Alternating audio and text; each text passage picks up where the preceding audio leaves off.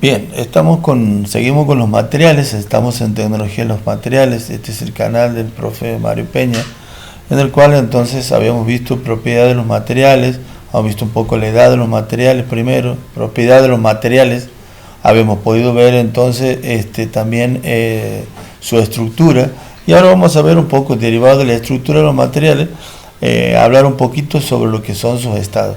En base a esto nosotros por ahí pensamos que los materiales por sí solamente deberían ser sólidos, pero en realidad entonces lo cierto y lo concreto es que sus estados son tres los más comunes, que aparecen en la naturaleza: sólido, líquido y gaseoso, aunque también entonces aparecen otros dos más que son menos comunes, que están muy ligados al nivel energético entonces de las moléculas de los materiales.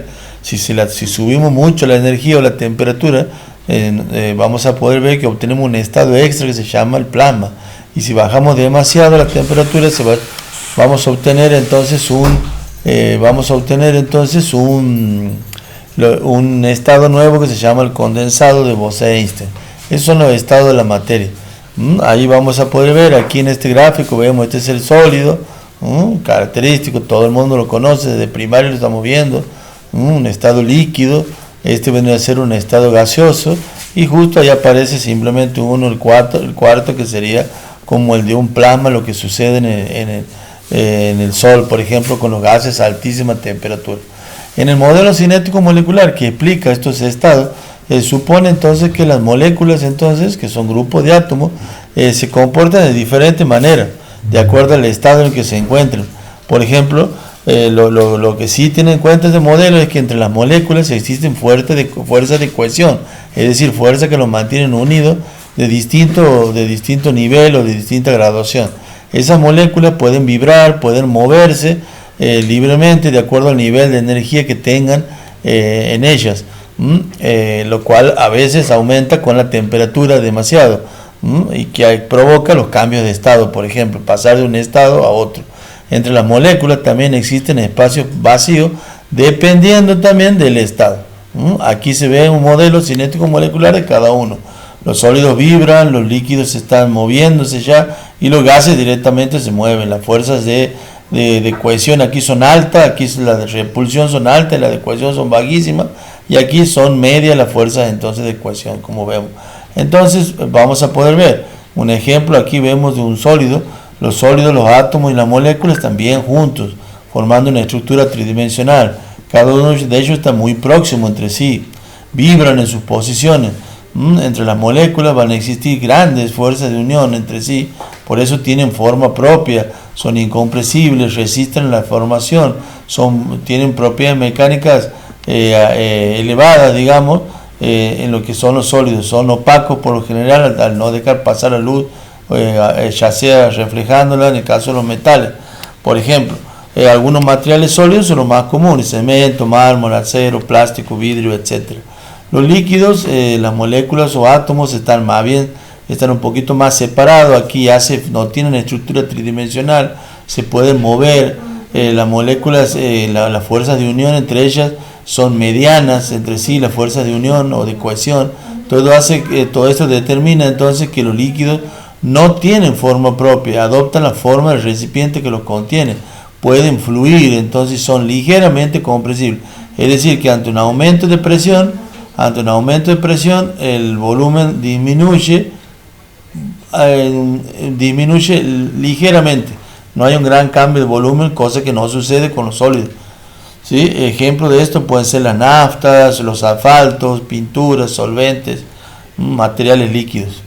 En cuanto a los gaseosos, vamos a poder ver que los gases, las moléculas están directamente separadas. Las fuerzas de repulsión son las que prevalecen aquí, están muy separadas entre sí.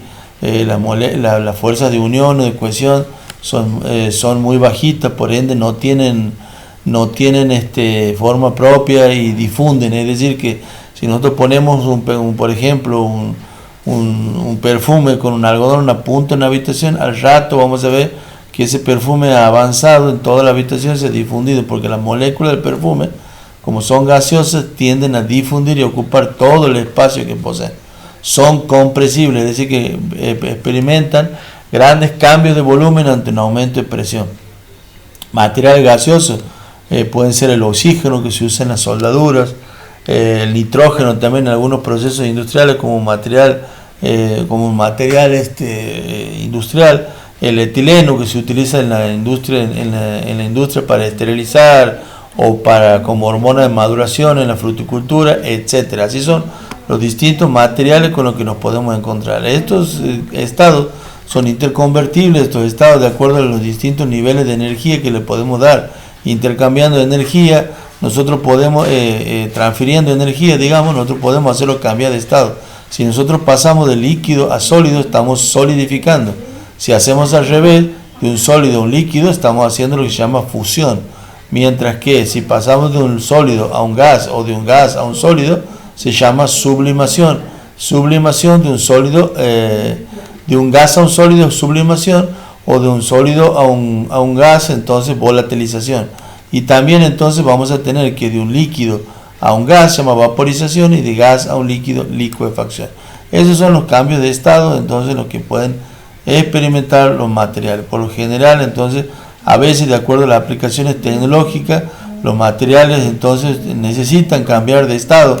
Llámese el caso de las pinturas, por ejemplo, en el cual entonces el solvente está en estado líquido, que permite la aplicación de este material que es la pintura, y después entonces por un cambio de estado, por las condiciones medioambientales, absorbe el calor del ambiente y comienza a cambiar de estado el solvente y pasa de líquido entonces a gas. Entonces se está vaporizando, haciendo de que se elimine el solvente y quede el extracto sólido que estaba disolviendo, que es la pintura adherida al material donde nosotros hemos puesto. Ese es un ejemplo típico entonces de un cambio de estado utilizado en los procesos tecnológicos en el uso de las propiedades de los distintos materiales. Un ejemplo, otro típico, por ejemplo, si nosotros queremos que hacer una pieza grande de fundición, que sea demasiado grande, que no se la pueda maquinar, porque no existen máquinas que se puedan trabajar piezas tan grandes, lo que se hace muchas veces es fundírselas. Se hacen los moldes, el sólido, que es el metal, por ejemplo, si fuera de aluminio, se lo funde, se lo transforma en líquido, es decir, se somete a fusión y en forma de líquido se llenan los moldes. Y luego de esto, cuando vuelve a recuperar temperatura ambiente, ¿qué va a pasar? Se solidifica nuevamente y se transforma en aluminio sólido o metálico, que es ya con la forma del molde en el cual se ha hecho. En eso se basa lo que es las piezas que se obtienen por fundición. Lo mismo se hace con el hierro, con el cobre y demás. Esas son algunas aplicaciones de los cambios de estado y los distintos estados en los que se pueden encontrar entonces los materiales. Bueno, hasta un próximo encuentro. En el próximo vamos a estar viendo lo que es una de las propiedades fundamentales entonces de los materiales, que es la densidad.